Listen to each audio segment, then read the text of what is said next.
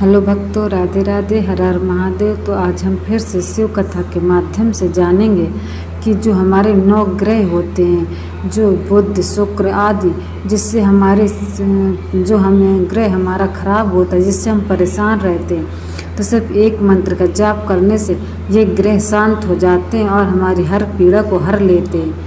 तो भक्तों, वीडियो पूरा अवश्य देखें और वीडियो पसंद आए तो चैनल को सब्सक्राइब और वीडियो को लाइक अवश्य करें। राधे राधे, हर हर महादेव। पंचाक्षर मंत्र का जाप करने से विश्व में जितने मंत्र हैं सभी मंत्रों के जाप का फल मिलता है। लेकिन दुनिया के सभी मंत्रों का जाप करें तो ओम नमः शिवाय मंत्र जाप का फल नहीं मिलता, क्योंकि सभी मंत्रों का पिता ये ओम नमः शिवाय मंत्र है, जिनको षडाक्षर मंत्र कहते हैं, आदि मंत्र कहते हैं, मूल मंत्र कहते हैं, महामंत्र कहते हैं, प्रथम मंत्र कहते हैं। अरे शिव महापुराण ग्रंथ में तो इतना विस्तृत किया, मैं 9 दिन पंचाक्षर मंत्र के बारे में बोल सकता हूं। और इनमें वहां तक कहा कि 9 ग्रहों में से कोई ग्रह की पीड़ा है, कोई न कोई ग्रह तो पीड़ा दे रहा है। तो ग्रह पीड़ा को शांत करने के लिए इस ग्रह के मंत्र का जाप करना पड़ता है। और कभी आपको महाकालेश्वर महादेव जाने का अवसर मिले, महाकाल वन, शिवप्रिया, शिप्रा नदी के तट पर भगवान महाकालेश्वर विराजते हैं। वहां मंगलनाथ महादेव है, जो मंगल ग्रह का उद्गम स्थान मानते हैं। जिनको मंगल की पीड़ा है, विशेष प्रकार से वहां भात से पूजा होती है, चावल से पूजा होती है, रांधे लो भात, उनसे भगवान महादेव मंगलनाथ की विशेष प्रकार से उपासना होती है। और बहुत सारे आचार्य, बहुत सारे ब्राह्मण वहां विधि पूजा कराते हैं और बहुत लोग वहां मंगलनाथ जाते हैं। वहां के पुजारी और आचार्य हमारे भारतीय नामा है, कभी आप जाए तो जरूर मेरा नाम दे सकते हैं, क्योंकि ये पूरा परिवार हमारा परिचित और हमारा परिवार है। मंगलनाथ वहां वैसे तो 84 महादेव है, लेकिन मंगलनाथ की विशेष महिमा भी है। पहला महादेव अगस्त्य महादेव है, जो 84 महादेव है। 84 लाख फेरों में से मुक्त करने के लिए भगवान 84 महादेव के रूप में वहां कल्प प्राचीन भगवान महादेव के स्थान है। इसलिए कोई 9 ग्रहों की पीड़ा है, किसी के मन में रहता है, लेकिन पीड़ा कोई ग्रह नहीं देते हैं। पीड़ा हमारा बुरा कर्म हम सबको पीड़ित करते हैं, कोई ग्रहों की पीड़ा क्या दे सकता है। लेकिन किसी के मन में ऐसा है तो उस ग्रह का मंत्र, ये मंगलनाथ है, टेलीविजन में देख रहे हैं आप, तो ये आचार्यों के पास उस मंत्र का जाप कराते हैं। क्योंकि आप सब नहीं कर सकते, तो हमारे कुल गौर है, कुल आचार्य, उनके पास हम पूजा कराते हैं। परंतु ये मंत्र, ग्रह का मंत्र आपको नहीं कंठस्थ, नहीं आता पता, तो इसके बदले में पंचाक्षर मंत्र का जाप करें। और मैं एक हृदय से बात कहना चाहता हूं, जो नित्य पंचाक्षर मंत्र का जाप करते हैं उनको कोई पितरों की पीड़ा, कोई ग्रहों की पीड़ा, जीवन में कोई भी पीड़ा नहीं रहेगी, जो पंचाक्षर मंत्र का जाप करते हैं। राम मिले तो राम को भी पूछ लीजिए, राम जी आपका इष्ट मंत्र क्या है, तो राम जी कहेंगे पंचाक्षर। और तमने रामनी साथे बो फावे नहीं तो रावण ने जन पूछो, घણા રામ સાથે નો ભાવે તો રાવણ અરે ઘણા લોકોને ભાવે, તો રાવણને જઈને પૂછે લો, રાવણ તું ક્યાં મંત્રનો જાપ કરે છે? તો રાવણ પણ ગૌરવથી કહે છે કે હું પંચાક્ષર મંત્રનો જાપ કરું છું. જપે પંચાક્ષરમ. એક મંત્રનો જાપ કરવાથી વિશ્વના દરેક મંત્રોના જાપ કરવાનો ફળ મળે છે. તેથી અલગ અલગ મંત્રોનો આશ્રય જરૂર લઈ શકો છો, પણ એક મંત્રમાં દરેક મંત્રો સમાયેલા છે. જેવી રીતે એક શિવલિંગની પૂજા કરીએ तो दरेक देवी देवताओं की पूजा एक शिवलिंग में समाये है। मेरी बात ध्यान से सुनिए, विश्व के सभी देवी देवताओं की पूजा आपसे न हो सके, परंतु एक निराकार लिंग स्वरूप की पूजा करने से विश्व के सभी देवी देवता, ग्रह, नक्षत्र, सबका पूजन इस शिवलिंग में। क्यों? आलयम सर्वदेवानाम तस्मा लिंग मुच्यते, इसीलिए लिंगार्चन करना चाहिए। ये पार्थेश्वर महादेव की पूजा करते हैं ना, तो पार्थेश्वर पूजा में विश्व के सभी देवी देवता, ग्रह, नक्षत्र, सबकी पूजा है। भगवान महादेव को जलाभिषेक कर भगवान शिव की पूजा करने से सभी देवता तृप्त हो जाते हैं। महादेव की पूजा करने से सभी पितृ तृप्त होते हैं, सभी ग्रह भी तृप्त होते हैं। एक शिव की उपासना कर ली, एक शिव का अर्चन कर लिया तो समझो आपने विश्व में जितने देवता, भुवन में त्रिभुवन में जितने देवता हैं, सबका अर्चन पूजन कर लिया आपने। जैसे वृक्ष के मूल में जल अर्पण करते हैं तो मूल के द्वारा डाली डाली को जल मिलता है, पत्ते पत्ते को जल मिलता है, फल फल को जल मिलता है, फूल फूल को जल मिलता है। हमने कभी ऐसा नहीं कहा कि डाली डाली को पानी पिलाने के लिए जाते हैं, नहीं, ये एक मूल में शिव हमारा सबका मूल है। शाखा को पुलकित रखनी है तो वृक्ष के मूल में जल अर्पण करना पड़ता है, तो शिव हमारा सबका मूल है। जो आपके समक्ष में कहता हूँ शिव महापन साक्षी स्वरूप सम्मत में कहता हूँ, शाखा पुष्यन्ति वृक्षस्य वृक्षमूलस्य सेचना तद्वदस्य वपुर्विश्वः पुष्यन्ते च शिवार्चना। एक शिव जी का अर्चन कर लिया तो पुष्यन्ते च शिवार्चना। महादेव का अर्चन किया तो सबका अर्चन हो गया। और मैं हर कथा में मैं कहता हूँ कि मेरे सनातन में अगणित देवता हैं, लेकिन सनातनी परंपरा में पंच देवताओं की प्रधानता है। लेकिन 5 देवताओं की आपसे पूजा न हो सके, एक शिव का अर्चन कर लीजिए। एक शिव का अर्चन करने से राम जी जहां जहां गए, राम जी ने कई बहुत सारे देवताओं की स्थापना नहीं की, राम जी ने सिर्फ शिवलिंग की स्थापना की। 5 पांडव जहां जहां गए, 5 पांडवों ने बहुत सारे देवताओं की स्थापना नहीं की, 5 पांडवों ने एक शिवलिंग की स्थापना कर ली और एक शिवलिंग का पूजन कर लिया तो समझो सबका पूजन हो गया। इसलिए भगवान महर्षि वेदव्यास जी ने कहा कि पंचायत पूजा आपसे न हो सके, लेकिन एक शिव की पूजा कर ली, उनको पंचायत पूजा का भी फल मिलता है। एक का आराधन कर लिया, सबका आराधन हो गया। एक की पूजा, महादेव की एक की पूजा। एकस्य ते अर्चना देव, एक शिव जी का अर्चन कर लिया, महादेव को कभी भूलना नहीं। जीव का साथी संगाती और कोई नहीं, जीव का साथी संगाती शिव है। इसलिए एक शिव का पूजन कर लिया। भगवान व्यास बोलते हैं एकस्य ते अर्चना देव पंचायतन पूजन। 5 देवताओं की पूजा को हो गई, एक शिव का अर्चन कर लिया। और कहा जायते अन्य सुरे सबवे नहीं सर्वथा, सबवे नहीं सर्वथा, संभवे नहीं सर्वथा। ऐसा कोई देव मेरे पास नहीं है कि एक की उपासना कर लो इसमें सबकी उपासना आ गई, कभी नहीं हो सकता। और मैं आपके समक्ष जो कहता हूँ सब कुछ मैं श्लोकात्मक कहने का प्रयास करता हूँ। मैं ऐसी कोई बात ना आपके समक्ष नहीं कहना चाहता, आप भ्रमित हो जाए। और शिव महापुर ग्रंथ ये विधि विधान से भरा हुआ ग्रंथ है, ये कोई सरल ग्रंथ नहीं है। और मैं बार बार कहता हूँ ये ग्रंथ टोटका शास्त्र नहीं है, और टोटके का प्रयोग करने के लिए भगवान शिव भी नहीं है। भगवान शिव ने कहा कि मेरा जो भजन करते हैं और मेरा जो स्मरण करते हैं और गलती से भी मैं मुझे जो याद करता रहते हैं, उनके जीवन में कोई मैं फरियाद नहीं रहने देता। ये भगवान शंकर जी की वाणी है, ये महादेव। इसलिए जो कुछ मैं कहता हूँ आपको श्लोकात्मक कहने का प्रयास करता हूँ।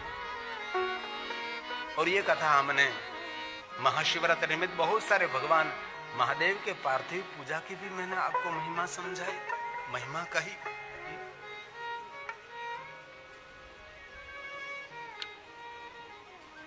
और शिव महापड़ ग्रंथ में ये भी कहा है प्रातः विधि करम ज्ञेयम। हर व्यक्ति का कर्तव्य है, जो अपना कर्तव्य भूल गया समझो आपका जीवन निष्फलम। क्या कर्तव्य है?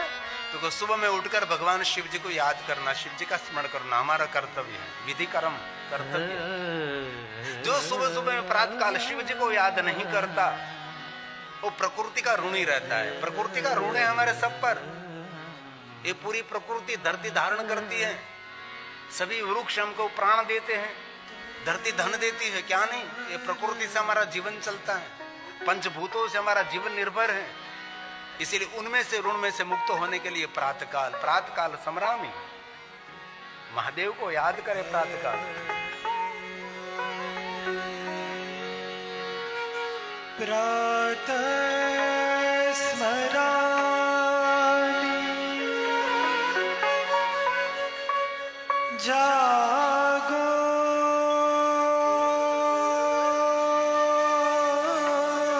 ब्रह्म मुहूर्त में आंख खुल गई, जपे पंचाक्षर,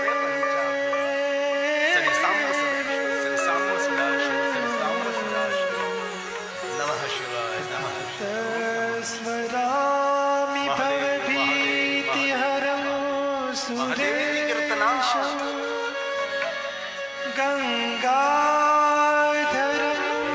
वृषभवाहनमम्बिकेशं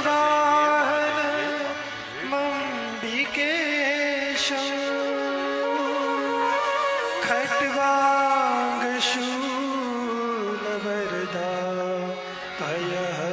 इसलिए जीवन को मंगल में बनाना है तो प्रातः काल, कभी और विचार नहीं। रोगहरमो शतमद्वितीयं महादेव प्रातः स्मरामि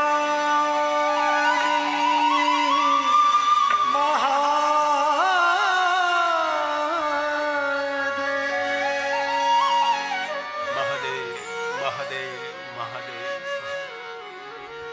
जो कुछ मैं आपके समक्ष बोल रहा हूं मैं मध्यस्थी हूं, बार बार कहता हूं। जो आपके समक्ष मैं कह रहा हूं भगवान महर्षि वेदव्यास जी के सभी वचन हैं। इसलिए 4 बजे आंख खुल गई, 4:30 बजे आंख खुल गई, 3 बजे आंख खुल गई। वैसे तो सोने का समय क्या 10 से 2 बजे का समय का है। जिनको श्रेष्ठ आरोग्य चाहिए उनको 10 बजे सो जाना चाहिए, 2 बजे उसकी नींद पूरी हो जाती है, बाद में 1 घंटे 2 घंटे सोए रहो, बाद में खड़े हो जा। लेकिन बहुत लोग कहते हैं हमारी रात्रि 2 बजे शुरू होती है, 10 बजे 10:30 बजे तुम भोजन करते हैं, तो आरोग्य आपका खतरे में है। इसीलिए जल्दी सोने की आदत। पहले हम गांव में रहते थे, 8 बजे तो पूरा गांव बंद हो जाता था, क्या दुनिया थी हमारी। 10 बजे तो बहुत हो गया। अब लोग जाग रहे हैं, रोगिष्ट बन रहे हैं। इसीलिए जल्दी सो जाइए और सुबह में जल्दी नींद पूरी हो गई उठ जाइए। ओशो रजनीश ने बहुत सुंदर बात कही थी कि जो व्यक्ति 10 से 2 बजे सो जाता है उसको संपूर्ण आरोग्य मिलता है, और जो इसी समय जागता है वो रोग को आमंत्रित करता है।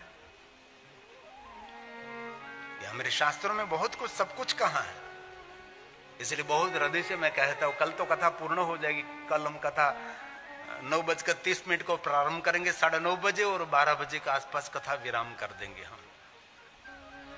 और बहुत कुछ मैंने इस कथा में नहीं भी कहा है, और बहुत कुछ मैंने नई बात भी आपके समक्ष कहने का प्रयास भी किया है। लेकिन इस कथा की याद स्वरूप सुबह में नेत्र खुल गया है। इसी समय भगवान शिव जी का बस सोए कोई बात नहीं, जैसी अवस्था में है जैसे वे ऐसे अब भगवान शिव को याद करें तो प्रकृति के ऋण में से मुक्त रहेंगे। ये भगवान व्यास जी का सुंदर वाक्य है।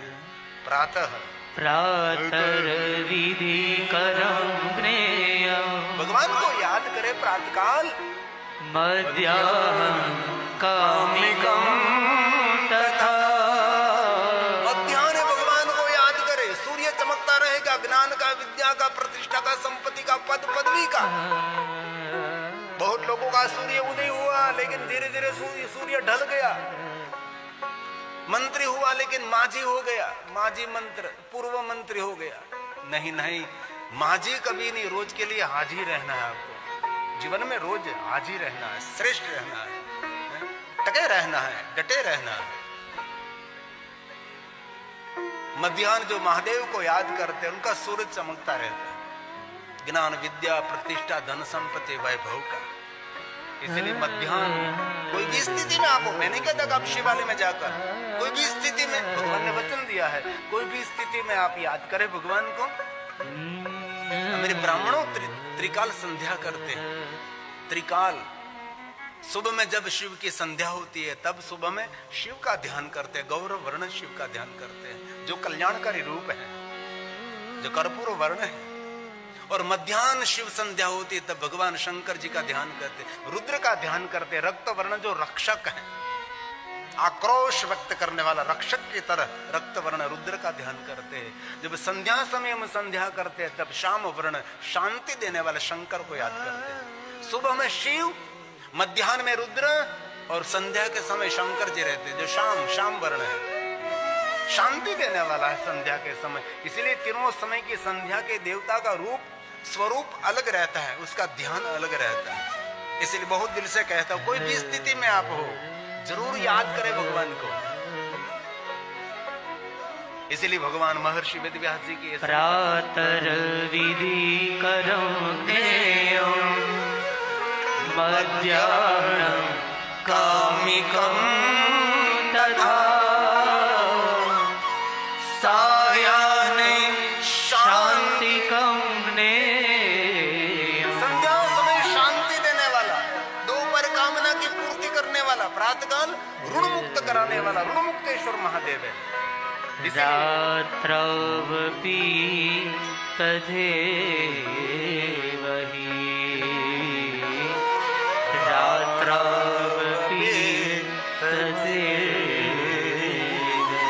भगवान शिव जी की पूजा की बहुत सारी श्रृंखला कही है। शिव महापुराण ग्रंथ में इतनी महादेव की पूजा, इतनी महादेव की पूजा है। और एक धान्य पूजा, पुष्प पूजा, धारा पूजा, बहुत सारी पूजा है। इनमें बहुत सारी मन इच्छा पूर्ति की भी पूजा है। लेकिन सभी पूजा पूर्ण होने के बाद भगवान व्यास ने कहा है लेकिन ये पूजा करते करते आपका कर्म बदलना है। हमारे कर्मों को नहीं बदलेंगे तो कभी ये फल आपको क्या मिले, कैसे मिले। भगवान व्यास जी ने वचन दे दिया कि मैं आप सबको सभी मार्गदर्शन करता हूँ, लेकिन जीवन का कर्म, आपका स्वभाव व्यवहार नहीं बदलेगा तो कैसे आपको सुख मिलेगा। सुखी होने के लिए वाणी, व्यवहार, विचार सब कुछ बदलना पड़ता है। इसलिए कलयुग के अंदर लाखों पूजा करो, निरंतर पूजा करते रहो, लेकिन पूजा करते करते अपने कर्मों को बदलना है। आप तंबाकू खा रहे हैं तो आप कैंसर को आमंत्रण दे रहे, सीधी बात है। बीड़ी फूंक रहे हैं तो आपको टीबी होने वाली है, फेफड़े का रोग होने वाला है। इनमें से कैसे हो सकता है? क्योंकि आपको बदलना पड़ेगा, थोड़ा सा जीवन का परिवर्तन करना पड़ेगा। इसलिए हमारे कर्मों का फल मिलेगा, इसलिए कर्मों को सुधारना चाहिए। ऐसा भगवान व्यास ने कहा। मैं तो आपको सुनाता हूँ, बाकी आपको जो चाहे वैसा कर सकते। एवं ज्ञात्वा नरः कुर्वन्, नर तेरे जीवन की शैली बदल, तू जो जीवन जी रहा है उससे कुछ अलग रंग ढंग।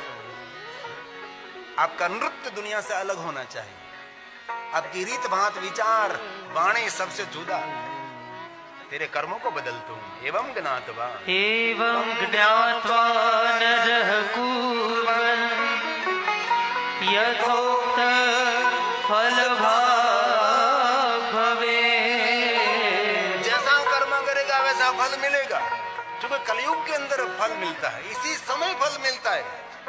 भगवान ने कहा कलो युगे विशेषेण फल सिद्धिस्तु कर्मणा, फल सिद्धिस्तु कर्मणा। इसलिए हमारे कर्मों को बदले। मैं बहुत बार एक बात कहता हूँ, मेहनत की कमाई घर में आनी चाहिए, पुरुषार्थ का कमाई। बस भले 2 रोटी न मिले, 1 मिले, स्वीकार्य है, लेकिन हमारे बुरे कर्म बहुत पीड़ा देते हैं। क्योंकि जीवन में कर्म प्रधान है। विश्व रची राखा। जब ब्रह्मा जी ने सुंदर सृष्टि की रचना की, तब ब्रह्मा के सामने भगवान रुद्रदेव प्रकट हुए। तब रुद्रदेव ने ब्रह्मा जी को बांध लिया, कह दिया कि ब्रह्मा, आपने सुंदर सृष्टि का निर्माण किया है, लेकिन किसी को आप सुख नहीं दे सकते, किसी को आप दुख भी नहीं दे सकते। सुख और दुख उसके कर्मों का आधारित रहेगा। इसलिए जीवन में जो कुछ घटना हो रही है मेरे कर्मों का फल है। जो कुछ हो रहा है सब कुछ कर्मों का फल है। इसीलिए तुलसी ने भी रामचरितमानस में ही कहा, कर्म प्रधान विश्व रचिरा,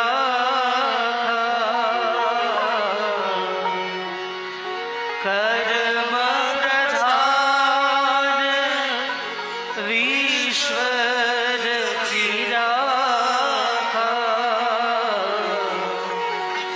जो जस करहि सो तस फलु जाहा, जो जस करहि सो तसु फलु जाहा। बहुत समय पहले एक शहर में मैं गया था, बहुत बड़ा धनपति था। कितना धन, हम तो इस धन की कल्पना भी नहीं कर सकते। मुझसे उसका धन का मुझे दर्शन कराया था, हम तो कल्पना नहीं कर सकते। इतने धनपति, इतने धनपति। एक ही बेटा, लेकिन कैसा बेटा था इसका मैं वर्णन नहीं कर सकता। क्या काम का ये सब कुछ। और वो स्वयं आंसू गिरा कर कह रहा था, बापू ये मेरे कर्मों का फल है मेरे बेटा। पुत्र मित्रता से जन्म लेता है, पुत्र शत्रुता से भी जन्म लेता है। ऐसा नहीं कि आपके घर में बेटा जन्मा और आप जीत गए। आपका बेटा शत्रु भी हो सकता है आपका, और आपका बेटा मित्र भी हो सकता है, क्योंकि आपका पुत्र ही आपके कर्मों का फल है। इसलिए कर्म करने में हम सभी सावधानी रखेंगे। ऐसा तुलसी ने भी कहा, कर्म प्रधान जीवन में है। कर्म प्रधान विश्व रचिरा, जो जस करहि सो तसु फल जाहा, जो जस करहि सो तसु फल जाहा। और तुलसी ने ये भी कह दिया, सकल पदार्थ है जग माय। मनुष्य में इतना सामर्थ्य है, मानव में इतना सामर्थ्य दिया है, मानव जो चाहे वो कर सकता है। पशु की पनिया बने, नर का कछु न हो, नर जो उत्तम करने करे तो नर से नारायण बन सकता है। हम कितने महापुरुषों को याद करते, क्यों याद कर रहे हैं? उन्होंने कुछ किया। गुजराती में एक बात कहूं, गरीब परिवार में जन्म थो एक घटना है, पण ए ज गरीबाईમાં દુખી થઈને મરી જવું એના ગુનેગાર આપણે હોઈએ છીએ। તેથી કહ્યું सकल पदार्थ है जग माय। सब कुछ जगत में कर्महीन नर पाव। जो काम नहीं करता, जो पुरुषार्थ नहीं करता, अपनी मर्यादा नहीं, तो उसको कुछ भी मिलने वाला नहीं। इसलिए पुरुषार्थ करना चाहिए, मेहनत करनी चाहिए, आलस्य का त्याग करना चाहिए। आप जो चाहे वो आप दुनिया में कर सकते हैं, लेकिन ईश्वर का स्मरण साथ में रखकर। ये तुलसी का वचन है। सकल पदार्थ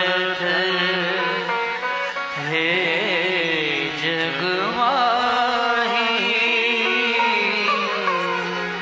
सकल पदार्थ। मेहनत करनी पड़ती, पुरुषार्थ करना पड़ता है, नीतिमत्ता को ध्यान में रखकर। अनीति का 1 रुपया भी घर में आना नहीं चाहिए, जीवन में नहीं आना चाहिए। आपको तो पीड़ा भोगनी पड़ेगी, आपके बच्चों को भी उसका फल भोगना पड़ेगा। कर्म किसी को छोड़ता नहीं है। इसीलिए रातों रात धनपति बनने की इच्छा को छोड़ दीजिए, धीरे धीरे पहाड़ चढ़िए। इसीलिए बहुत लोग हैं ऐसी उल्टी गुल्टी करके धनपति बन जाते हैं, लेकिन हाथ में बाद में कुछ नहीं। हमने तो बहुत लोगों को देखा है, रोते हुए देखा है। उसके आंसू ये धन पर गिरते हैं, धन कोई काम का नहीं रहता। हृदय से मैं आप सबको कहना चाहता हूँ, जीवन ऐसे ही बीत जाएगा, पता भी नहीं रहेगा। अंग गलितम पलितम मुंडम। आदि जगतगुरु शंकराचार्य महाराज ने कह दिया, कब जीवन का समय हाथ में से निकल जाएगा आपको पता नहीं लगेगा। जो जहर पीकर, जो अग्नि स्नान करके जीवन का अंत करते हैं उसको आत्मघाती कहा जाता है, लेकिन शास्त्र सम्मत तो आत्मघाती नहीं है। आत्मघाती उनको कहा जाता है आत्म कल्याण के लिए कुछ भी नहीं करता, पूरा जीवन उसका व्यतीत चला जाता है, उसको आत्मघाती कहा है। इसलिए जीवन को गंभीरता से देखें, जीवन को गंभीरता से समझने का प्रयास करें। जीवन में आपको सब कुछ मिलेगा, लेकिन गया हुआ समय दुनिया में किसी को मिला नहीं और मिलने वाला भी नहीं है। इसीलिए समय हाथ में से निकल ना जाए, आप थोड़ा ख्याल रखना। इसीलिए मैं निरंतर बोलता रहता हूँ, हलता चलता बेचता उठता खाता पीता ऊँगता जागता घर में वन में शमशान में, पवित्र अवस्था में अपवित्र अवस्था में, कोई भी अवस्था में आस्था के साथ भगवान को याद करें। ऐसी में झड़ता आपको नहीं दिखाता हूं कि आप भगवान महादेव को याद करें, आपका जो इष्ट है। अब शक्ति उपासक है तो आपकी माता को याद करें, अब विष्णु उपासक तो विष्णु के बहुत सारे रूप और स्वरूप है उनको याद करें, और आप महादेव के उपासक है तो उनको याद करें। लेकिन जरूर कहीं ना कहीं स्थिर हो जाओ, बाकी जीवन चला जाएगा, देखने जैसा नहीं रहेगा। आदि जगतगुरु शंकराचार्य महाराज का वचन है वो, ये स्तोत्र जग प्रसिद्ध है। अंग गलितम पलितम मुंडम।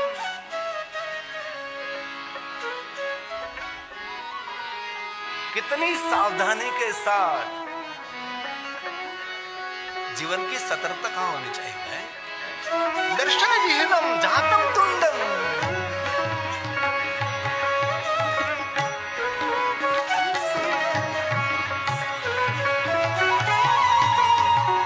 कोई कहे कि मैं वृद्धावस्था में भगवान का भजन करो, बात झूठी। वृद्धावस्था में कुछ भी नहीं हो सकता, आपका शरीर साथ देता है तब सब कुछ कर लीजिए।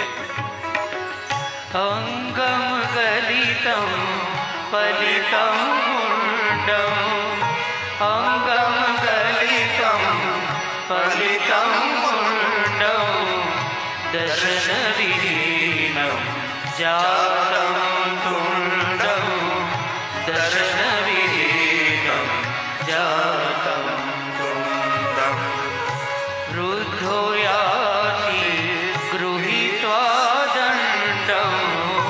रुद्धो याति गृहीत्वा दंडम। तदपि न मुच्यते आशापिंडम।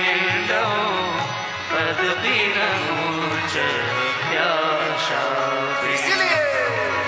भज गोविंदम भज गोविंदम भज गोविंदम मूढ़मते। भज गोविंदम मूढ़मते। प्राप्ते जन्ति ईते मरणे। नहीं नहीं रक्षति दुःखय करणे। नहीं नहीं रक्षति दुःखय करणे।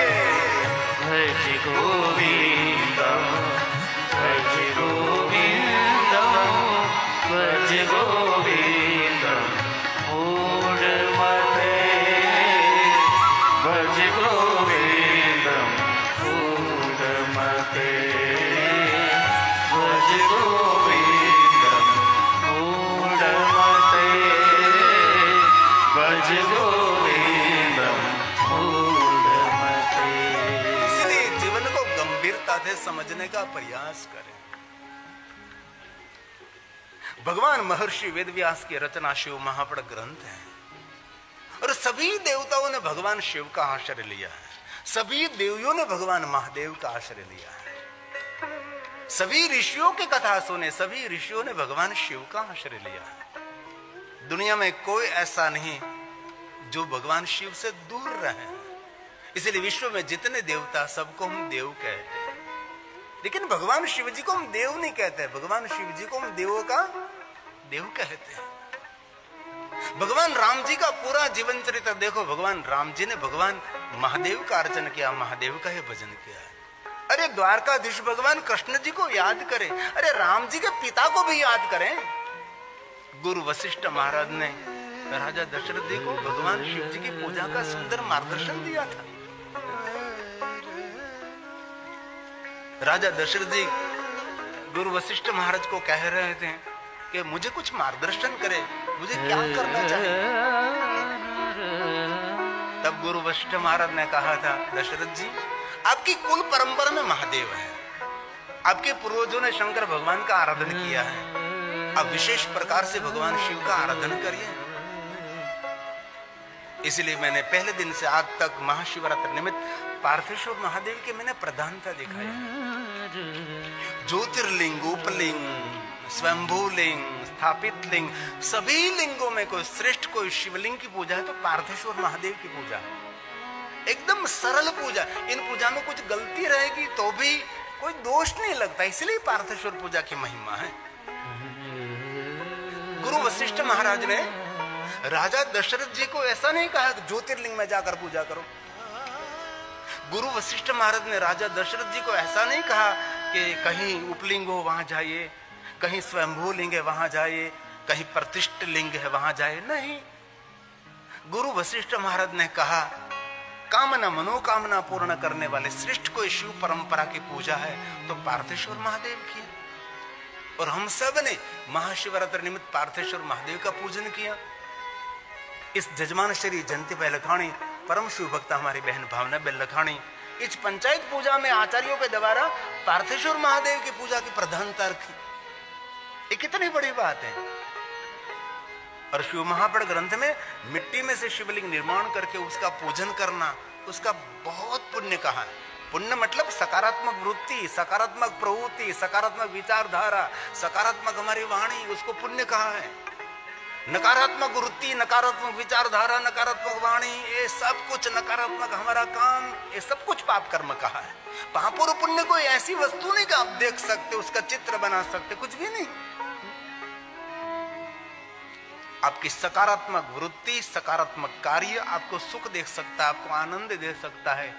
आपके नकारात्मक वृत्ति और नकारात्मक विचारधारा आपके लिए पहाड़ का दुख वहां खड़ा कर सकती है।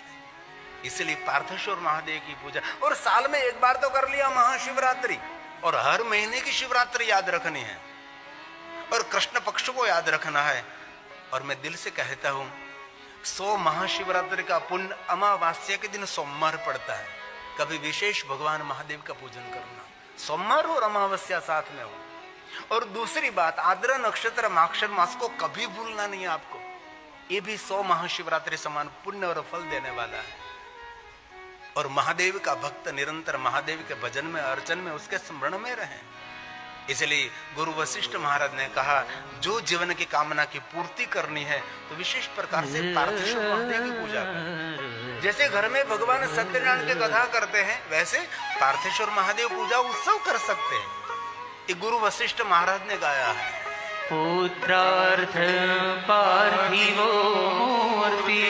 मैं आपको श्लोकात्मक और सूत्रात्मक कथा कहने का प्रयास करता हूँ। मैं आपको काल्पनिक बात नहीं सुनाता कभी, हवा में उड़ती हुई जिन बात का कोई आधार नहीं, ऐसी बात आपके समक्ष में कहने का कभी प्रयास नहीं कर रहा। जो कुछ कहता हूँ श्लोकात्मक, सर्व सिद्धांत निष्पन्नम, सिद्धांत के साथ कहना चाहिए।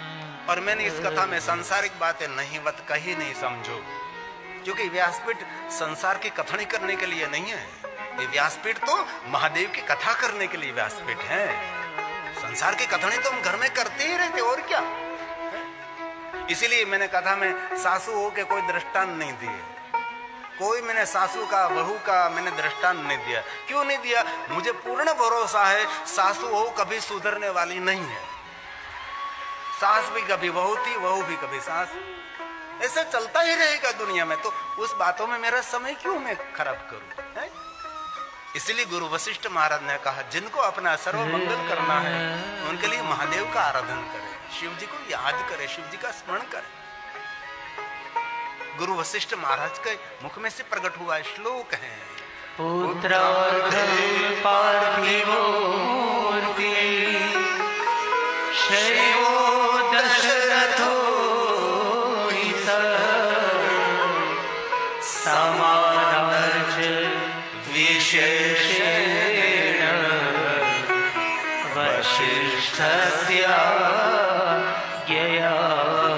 मुने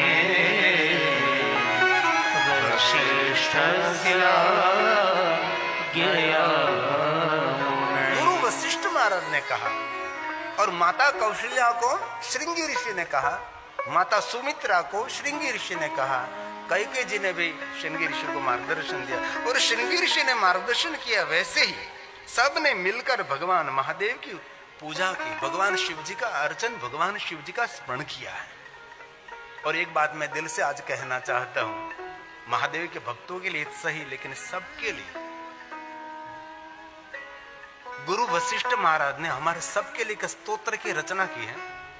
निर्धनता, दरिद्रता को दूर करने के लिए एक श्रेष्ठ स्तोत्र है। पूरा तो मैं आपके समक्ष में विवरण नहीं करूंगा अभी, लेकिन थोड़े शब्द आपके समक्ष में कहने का प्रयास करता हूं। सब कभी अवसर मिलते स्तोत्र का पाठ करना। स्तोत्र दुख, दरिद्रता, निर्धनता को दूर करने वाला स्तोत्र है। अति दिव्य स्तोत्र है। इनमें बहुत सारे भाई बहनों को स्तोत्र का पता है और रोज भी करते हैं बहुत लोग। एक कंठस्थ हो जाएगा तो बेड़ा पार हो जाएगा। एक पंक्ति बोलता हूं मैं आपके समक्ष, और पूरा स्तोत्र आपको मैं बता सकता हूं, लेकिन समय के मर्यादा के साथ सब कुछ करना चाहिए। लेकिन दिल से प्रार्थना करता हूं रोज न बोल सको, कम से कम सोमवार के दिन स्तोत्र का पाठ करिए। इन हो सके तो महीने में एक बार त्रयोदशी व्रत करे हमेशा, ताके तन नहीं रहे कलेशा। महीने में एक बार पाठ करिए, साल में एक बार, जीवन में एक बार। विश्व का ईश्वर है शिव, नरक में से तारने वाला है। नरक किसको कहते हैं? ना अर्क। जीवन जिनमें कोई रुचि नहीं रहती, जीवन जिनमें कोई रस नहीं रहता, उसको कहते हैं नरक। स्वर्ग यहाँ, नरक यहाँ, इससे सिवा जाना कहां? सभी बातों में रसप्रद अपना जीवन बना देते, उसको स्वर्ग कहते हैं। कथा है तो भी कथा में रसप्रद, भजन तो भजन में रसप्रद, नाच गाने तो वहां रसप्रद, भोजन में तो कहना ही नहीं पड़ता। जहां देखो वहां खिला हुआ दिखाई देता है, वो स्वर्ग कहते हैं। कभी उसका पुष्प मुरझाता नहीं, उसको स्वर्ग कहते हैं। उसका चेहरा खिला हुआ रहता है, उसको स्वर्ग कहते हैं। सब कुछ होते हुए भी जिनका चेहरा मुरझाया हुआ रहता है, उसको नरक कहा है। और भगवान को हम खिले हुए पुष्प अर्पण करते हैं, कभी मुरझाया पुष्प भगवान को नहीं अर्पण करते। इसलिए भगवान के पास जाओ तो मुंह लटका कर नहीं जाना। जैसे गुलाब का फूल खिला है, वैसे भगवान के सामने खड़े रहना चाहिए। ये भगवान को पसंद। भगवान ने आपको क्या नहीं दिया है? कभी मानसिक दिव्यांगों के आश्रम में जाओ, पता लगे क्या जिंदगी है। कभी दिव्य दृष्टि वालों के पास जाओ, जिनको आंख नहीं है, पता लगे क्या जीवन की वास्तविकता है। जिनके पास हाथ नहीं, जिनके पास पैर नहीं, उनकी जीवन शैली क्या हो रही है, वो कैसे जीवन जी रहा है, वो तो दूर की बात है। जंगल में रहता हुआ सिंह, शेर, उनको भी देखें, पक्षी को कभी देखें, क्या उनका जीवन रहा होगा। और मनुष्य सब कुछ करता हुआ भी मनुष्य नाराज रहता है, नरकग्रस्त रहता है मनुष्य। इस स्तोत्र की महिमा, जो कोई स्तोत्र करेगा वो हृदय की दरिद्रता से दूर हो जाएगा, निर्धनता से मुक्त हो जाएगा। एक गुरु वशिष्ठ महाराज का वरदान है। एक पंक्ति बोलता हूं, विश्वेश्वराय नरकार्णव तारणाय। भगवान शिव का भजन करने वाला मनुष्य बिन प्रयास भवसागर पार हो सकता है। समंदर सागर तो तैरना बहुत सरल है, लेकिन भवसागर तैरना कोई सरल नहीं है। इसलिए बहुत दिल से कहता हूं, श्वासे श्वास हर भज वृथा श्वास की मत खोए, न जानो इस श्वास की फिर आवन जावन होए। इसलिए शंकर जी गले में सर्प पहनते हैं। क्यों सर्प पहनते हैं? मनुष्य को कहते हैं, मनुष्य जो करना है आज कर ले, काल तेरे गले में पड़ा है।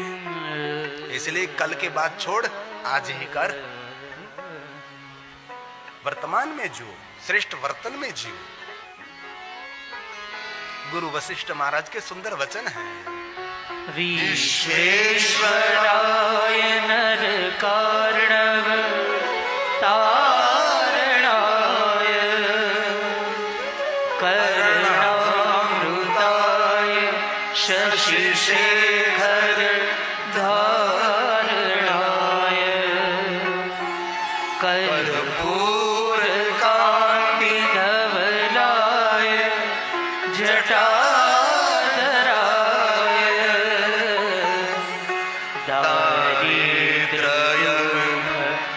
दारिद्र्यदहनाय नमः शिवाय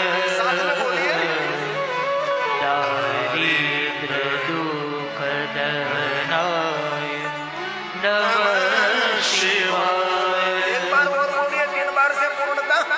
दारिद्र्यदुःखदहनाय नमः शिवाय। जीवन मूल्यवान है, जीवन में कुछ करना चाहिए। एक बार हाथ में से समय निकल गया, कुछ हाथ में नहीं रहता। आया जो जग में तो कर ले, कुछ तो कर ले भाई। हेलो भक्तों, राधे राधे, हर हर महादेव। तो भक्तों, आपने वीडियो देखा होगा तो आपने जाना होगा कि अगर किसी भी ग्रह से परेशान है तो इस मंत्र का जाप करने से हमारी सारी परेशानी दूर हो जाती है। भक्तों, तो अगर आपको ये वीडियो पसंद आई हो तो चैनल को सब्सक्राइब और वीडियो को लाइक अवश्य करें। राधे राधे, हर हर महादेव।